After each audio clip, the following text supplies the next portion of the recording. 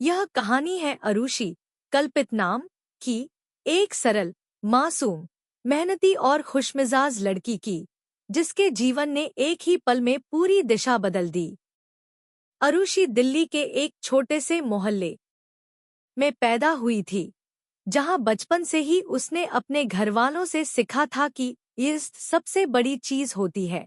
पढ़ाई में तेज, दोस्तों में लोकप्रिय और परिवार की लाडली, अरुषि आगे बढ़ना चाहती थी, कुछ बनना चाहती थी, अपने पैरों पर खड़ी होना चाहती थी। स्कूल से पढ़ाई खत्म होने के बाद उसने एक निजी कंपनी में नौकरी ले ली, ताकि वह खुद अपनी पढ़ाई जारी रख सके और जीवन में अपनी पहचान बना सके। उस कंपनी में काम करते समय उसकी मुलाकात करण, कल्पित नाम से हुई, एक सहकर्मी जो शुरू में ध्यान देने वाला, विनम्र और मददगार लगता था। वह अरुषि के पास अक्सर छोटे छोटे कामों के लिए आता, हंसता, बातें करता और धीरे धीरे अरुषि का भरोसा जीत लेता। परंतु जैसे जैसे समय बीता, करण की बातें ज्यादा निजी और ज्यादा आग्रहपूर्ण होती गईं। मुझे तुमसे बात करनी है, तुम मेरे लिए खास हो, कभी हम साथ चलेंगे? अरुषि शर्माती, नजरें झुकाती और विनम्रता से इन प्रस्तावों को टाल देती। लेकिन करण इन निराशाओं को रोक नहीं सका और धीरे धीरे उसका व्यवहार दबंग, हावी और ज्यादा आग्रहपूर्ण हो गया। अरुषि ने अपने दोस्तों और परिवार वालों को बताया, करण बार बार कॉल करता है, मैसेज करता है, मुझे अकेले मिलने के लिए कहता है। परिवार ने सलाह दी कि वह दूरी बनाए रखे और अगर जरूरत पड़े तो मैनेजमेंट से कहे।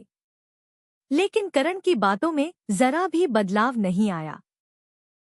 उसने दिन प्रतिदिन अरुषि पर दबाव बढ़ाया, फोन पर, ऑफिस में, घर के आगे तक। एक दिन वह ऑफिस के बाहर खड़ा मिल गया और बोला, तुम मुझसे बात नहीं करना चाहती? ठीक है, मैं तुम्हें उस हालत में भी देखना चाहता हूँ जब तुम कुछ नहीं कर सकती। उस रात करण ने एक पैकेट खरीदा, एक रासायनिक एसिड, जिसे उसने जानबूझकर रखा था ताकि किसी को पैक कर सके जैसे किसी औजार की डिलीवरी हो।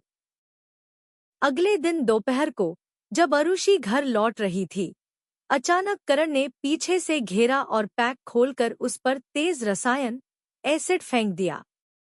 वह एक छोर से ऐसा तेज और व्यापक था कि गिरते हुए एक ही पल में अरुषि का चेहरा, गर्दन, बाहें और कपड़े सब पर जलते रसायन फैल गए।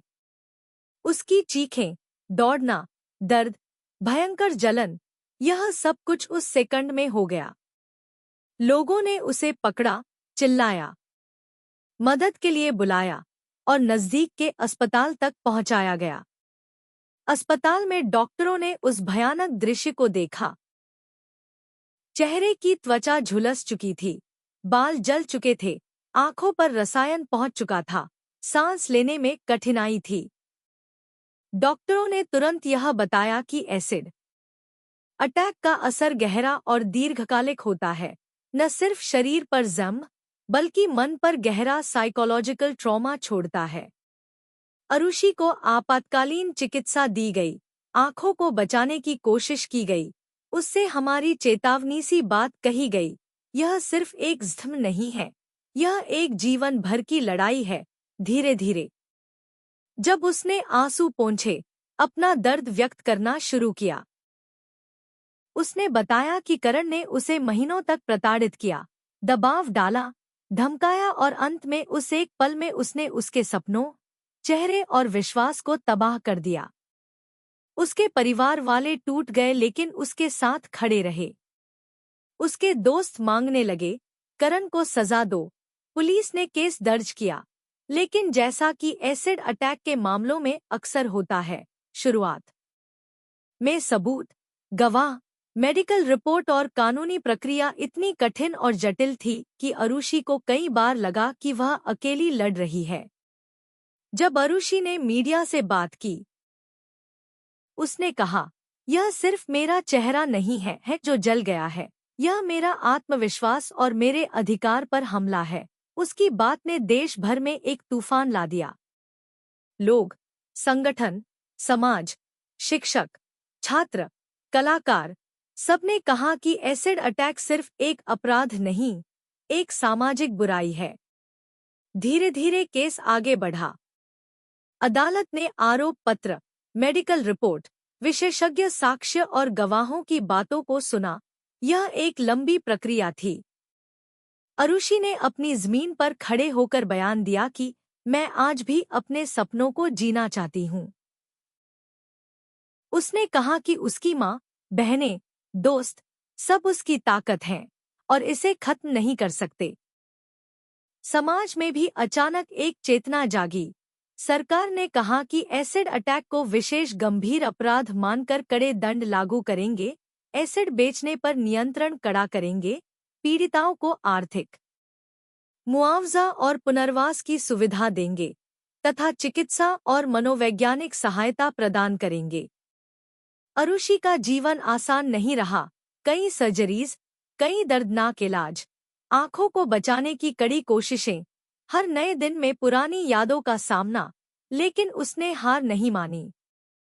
धीरे धीरे उसने ये समझा कि यह सिर्फ उसका दर्द नहीं है, यह उन लाखों पीड़िताओं की आवाज है जो चोरी छिपे डर के कारण, धमकियों के कारण अपनी चोटों को दबाती हैं। अरुषि ने स्वयं सहायता समूह, जागरूकता अभियानों, स्कूलों में शिक्षा, कॉलेज कार्यक्रमों के जरिए यह संदेश फैलाया, न कहने का अधिकार हर किसी को है, और जब कोई नहीं समझता तो यह अपराध का रूप ले लेता है।